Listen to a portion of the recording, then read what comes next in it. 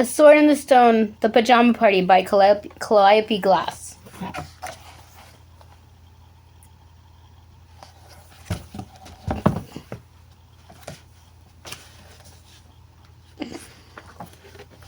Wart couldn't sleep. Ever since Merlin the Wizard had arrived, the Wart's life had been turned upside down. Merlin insisted in turning Warts into different animals to enhance the Wart's educational experiences, and on top of his normal chores, it was a lot to handle. That night, the boy looked down at his window and saw a light in Merlin's rickety tower was still on.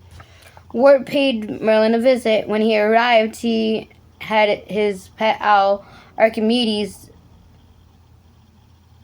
turned out to be even grumpier than usual. He couldn't sleep too.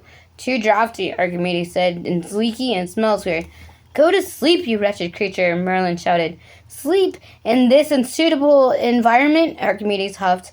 You can't sleep either, Wart said. I should say not, Archimedes hooted. Merlin collapsed in his armchair. Blasted bird refuses to cooperate, he complained. It's coming, hold on. There we go. TT's a lightweight today. Here, Merlin said, waving his wand, and a gigantic book wafted towards Wart. This one is very boring. Give it a read. It'll be part of your bedtime routine. What's a bedtime routine? Wart asked, realizing Wart had an important lesson to learn. Merlin jumped. Since nobody is getting some sleep, we might as well have a party. Archimedes eyed the wizard suspiciously, and Merlin waved his wand again, and presto changeo, Wart was wearing pajamas. He had never worn real pajamas before, and he was delighted. What is the meaning of this? Archimedes demanded. Just because I'm wearing a hat and tassel doesn't mean I'm going to bed. Oh, no, of course not, Merlin scoffed. We're going to have a party, a pajama party.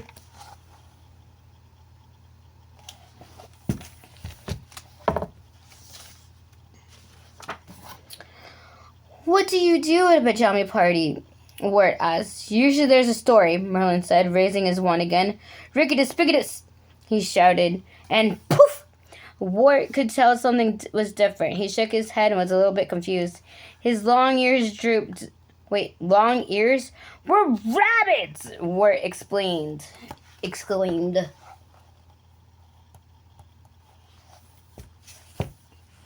We're rabbits! The best storyteller around, Mama Rabbit, Merlin explained. Come on, we'll be late. Wart hopped after the wizard, and Archimedes kept pace as they made their way through the woods.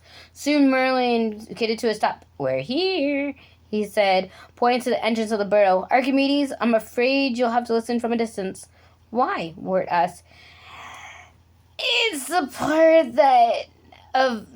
part of tension between predators and prey, my boy.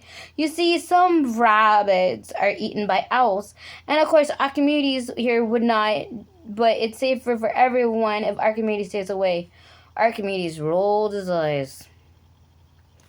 Merlin and Wart squeezed themselves through the tunnel and eventually settled near the back burrow and the home that was filled with young bunnies, and were all listening intently to Mommy Rabbit. Merlin muttered a spell so that he and Wart could understand what she was saying. Mama Rabbit's voice was gentle, and she spoke, and Wart could actually see the story unfolding.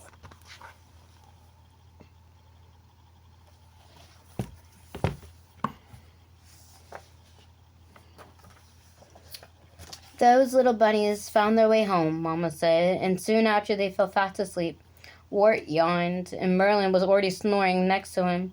Ever since that day, Mama Rabbit said, her voice barely a whisper, us bunnies have told the story of...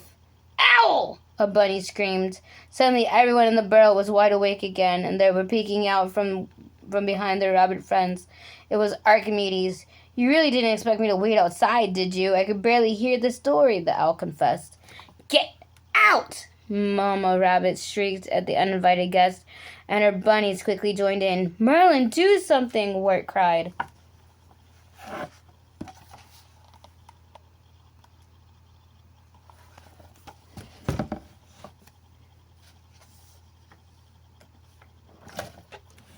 Thump!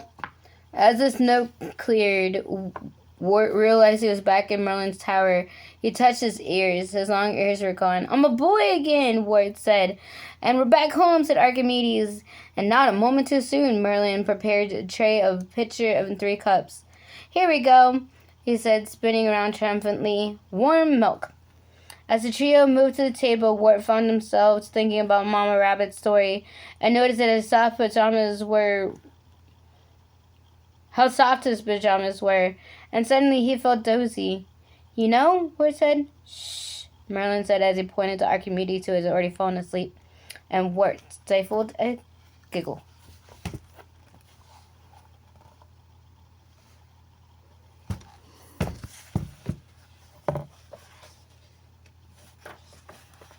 Merlin settled Archimedes into the birdhouse as he drew the blanket over his shoulders. Wart stretched and yawned. He was ready for bed, too. With a final wave of his wand, Merlin whisked him back into Wart's room. The boy climbed into his bed, which had never felt softer in his whole life. "It's funny," Wart said. "Before this party, I wasn't sleepy at all." Merlin smiled knowingly. "Comfy pajamas, a bedtime story, and a cup of warm milk. That, my boy, is the bedtime routine."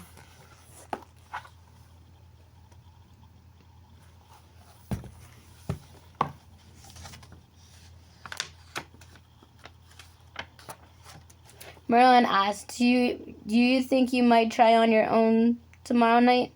But he got no answer because Wart was fast asleep.